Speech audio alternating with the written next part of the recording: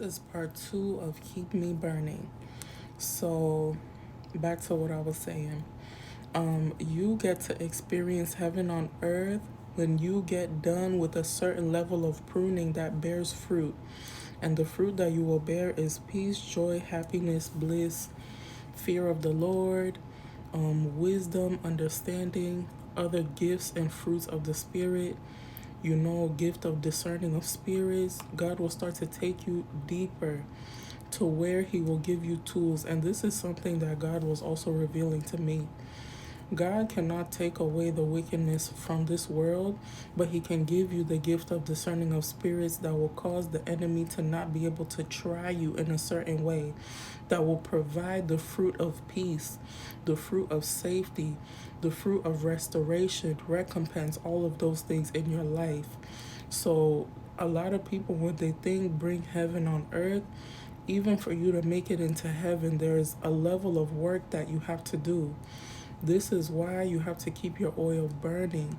This is why you have to ask God to keep you on fire, so that when it comes time for you to start learning how to discern of spirits and you're going through the warfare, you understand, once again, because of that foundational relationship that you already have with God, the testimonies that you've already racked up over and over and over and over, year after year after year after year after year, years of testimonies.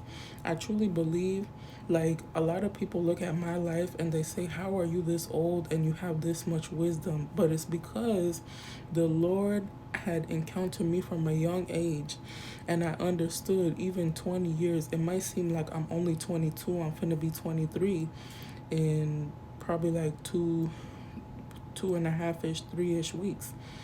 But I have practically 20 years under my belt of me seeing the power of God. So it's things like that. So it's no excuse when you're 12, when you're 10, when you're 8, when you're 3, when you're 2, even when you're a few months old, even when you're 40. You should have already seen the Lord many times, hundreds of thousands of times at that point. And those that knowledge and that understanding, by you yielding to God, is part of that foundational thing I'm talking about. So even if you don't know, for example, I love how the Lord just downloaded that on me, the gift of discerning of spirits, because it's one of those things that is like, whoa, if you're not careful, you can be a demonologist. You could kind of go the wrong way, you know. But by you trusting in God, you trust and believe that the gift that He gave you, He's going to teach you and help you in order to cultivate it in a biblical way, you know? So even if you've never went down that route, kind of like what I went through, I was like, I have that gift? I didn't even know what to even say to that. But as God cultivates those gifts, you have W's already in the book, and you're able to see, oh, this is not what I thought it was. Gift of discerning of spirits is pretty much the ability to just see a spirit on somebody, and you could just see it. Even if the person doesn't want it to be visible, you just have the ability to see it, you know?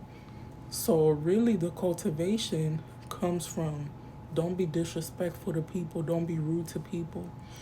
Some people, they have a mean face, and people who don't even have that gift, or they've been blessed with that gift and they don't cultivate it, they start saying, oh, that's a witch, oh, that's a warlock. And that's not what that gift is for. That gift is for you to, it's almost like when somebody is marked by God in the spirit, don't go near that person. So you start to understand, because of your pressing, your pruning, your purification, that when God starts to bring these gifts to your attention, He wants to amplify them. He wants to even anoint you in that area. You're already clean. So it's not a matter of you being biased or you being disrespectful or you even being used by the devil to just insult everyone you see, you know, everyone who looks suspicious.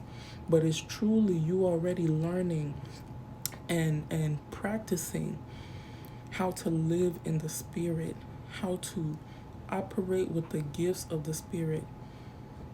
And as you continue to move forward, once again, that'll be another thing that God will continue to press and cultivate you and produce more oil. And that's why now, if a demon has inhabited your body to the point that it manifests on the physical, there's nothing anyone can tell me. If I see it, that's what I saw. If I see it, that's what I saw. So, and once again, back to what I was saying before about you bear certain fruit that causes you to experience heaven on earth, or you experience heaven on earth that causes you to bear fruit. It goes both ways. These are the type of things that God will start to gift you with in order to protect you, because God knows who you are. All children of God are blessed. So I don't know how you could be living your life not figuring out when your gift of discerning of spirits is going to come through. Because when you're obviously blessed, the enemy is going to obviously try to oppose that because he knows you're blessed. So if you're not careful, there'll be people who will linger around in your life and you won't be able to see that spirit on them, even though it has made full manifestation even on their face and has even changed the way that their face looks, or they make certain expressions, things like that. This is why pruning is very important, because I've had this gift since I was young and I used it to my fullest capacity, based on the level of pruning that I had went through at that age. So you see why pruning and growing is more important, because as you grow, as you develop, now you're not under your parents.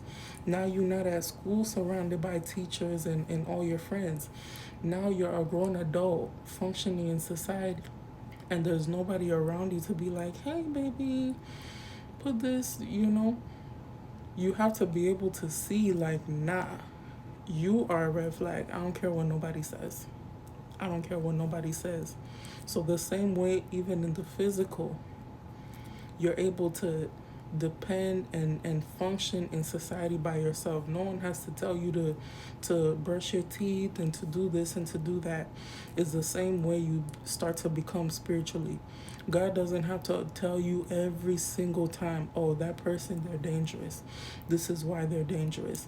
This is why I don't want you to go here. This is why you don't. No, you're just able to see, oh, that's the spirit of, that spirit likes to operate in the night. You won't catch me outside. And then God will even confirm that to you. You'll see some funny things happening. You say, oh. And you realize, oh, that gift is legit. So, if you find your fire is going out, check one of those. It can be a foundational problem. Maybe you did not understand or cultivate a relationship with God enough for you to understand his character, things of that sort. Or you did not allow God to finish your pressing process to purify your oil enough, because God doesn't desire anybody's oil to burn out. So God is not going to press you in a way where your oil will burn out. He will press you through and through. Any child of God who has accepted the pressing, no matter how difficult it is, can attest to that. No dirtiness whatsoever. God will press it until it is clean. God will wash you and wring you out until you are clean, no matter how many times you get dirty. So there may be a breach in that area. A lot of people, they turn from their sin. It gets too hot, they go back. So that can be another thing. And then once again, pruning comes with deliverance, warfare, tribulations, your ability to be long-suffering and enduring. That can also be another stumbling block when it comes to your fire burning out. You have to have a good foundation with God. You have to allow him to clean you and prune you and sanctify you and produce oil. And you have to endure. You have to endure.